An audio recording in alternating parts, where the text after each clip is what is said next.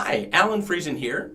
My last video, if you saw it, was about global health type concerns and these things called non-communicable diseases and disability adjusted life years, those kind of things.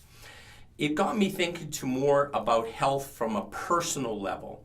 And to me, health is like you have the strength, the stamina, the mobility, the resilience to do the things that you want to do. I mean, I guess you can say that, our lives are made up of being and doing, and being are the things that maybe meditation or mindfulness would reflect on. But normally I think we measure our life and our life success in what things that we do, what activities we partake in. And I think that if you can perform the activities that are important to you, whatever that is, then you're healthy, right? So if let's say you didn't have use of your arms, but you could still do the things that were important for you to do, well, then you'd be healthy, right? So that's kind of how I see it. So for me, or let's say for my wife, horseback riding is her thing. That's how you measure if she's healthy, if she can do horseback riding. For me, maybe it's motorcycle riding, or maybe it's sports, that I can engage in sports and I'm active and mobile and I can go out and see people and help people and volunteer and do things, right? Those kind of things, what you can do are kind of a measure of health. And then further, I think those activities kind of align with your enjoyment of life, so that the higher your level of health, the higher the activities that you can do that are important to you, which yields this greater enjoyment of life. So I think all three of those work together.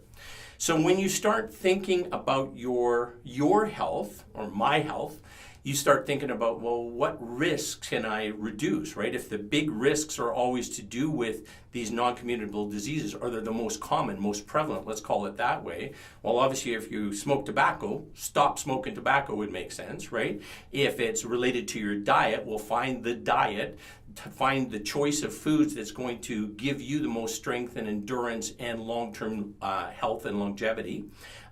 If it's to do with air pollution, well, take the appropriate measures to reduce your ingestion of those air pollutants, right, or move.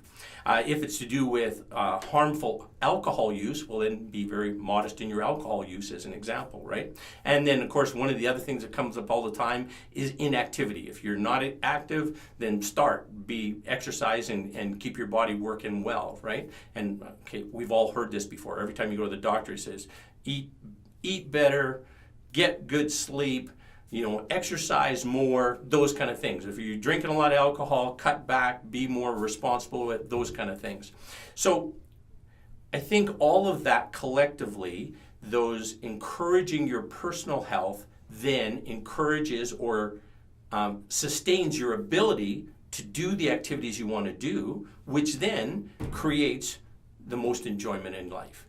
So I think that's kind of a cool connection, or the way that I see it anyways. I would encourage your thoughts on it. If you have any other suggestions, ideas, let me know what you think.